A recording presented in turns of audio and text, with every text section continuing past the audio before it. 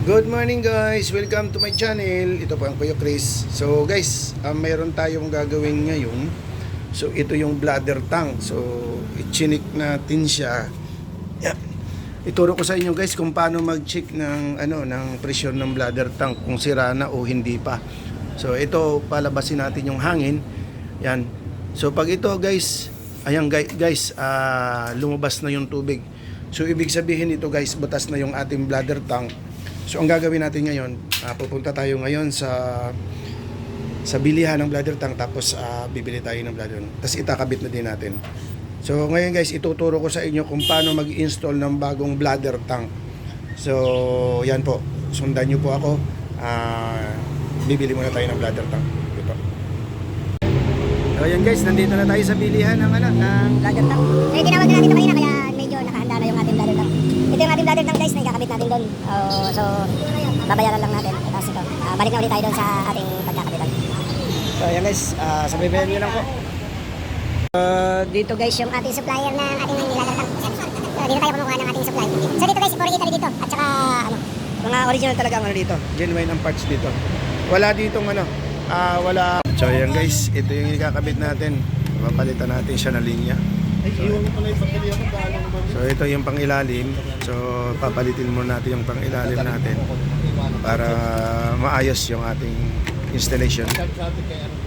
Sakaling hindi na magkakaproblema yung kawawa naman yung mayari guys. Thank you guys. So yan guys.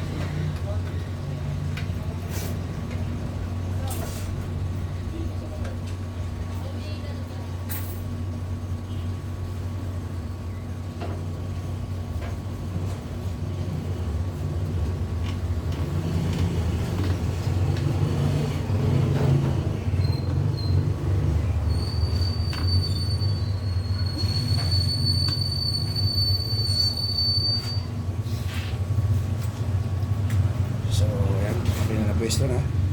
So ngayon guys, ito papalitan kasi natin to ng ililipat na natin yung kanyang pressure switch. So gagawa tayo ng bagong yes, yan.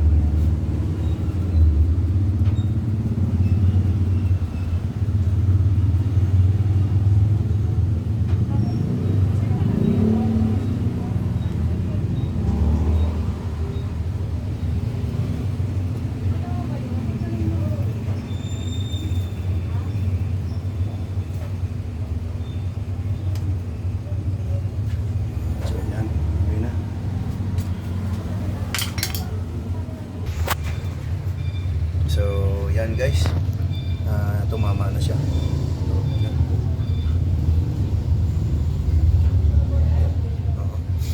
So yan, nag-set na yung kanyang 20 PSI to 40 PSI guys.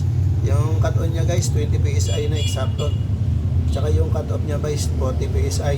So yan guys, ganyan lang kasimple guys mag-install ng ng bladder tank. So kailangan lang bago kayo umalis doon, gawin nyo yung pinagbilihan, nakasit na talaga yan para hindi na kayo mag-problema.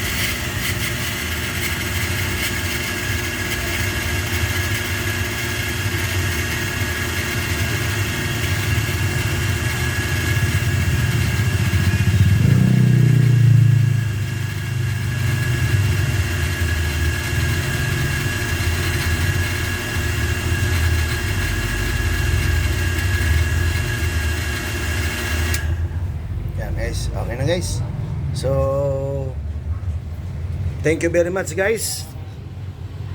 Ganyan lang kasimple guys yung mag-set up ng magpalit ng bagong bladder tank. So, thank you very much. So yun guys, thank you very much. Ito po yung inyong Kuya Chris, nagpapasalamat. Sana lahat ng video natin sabaybayan nyo po guys. So, thank you very much and please subscribe and like and share po. Salamat po. Thank you very much po.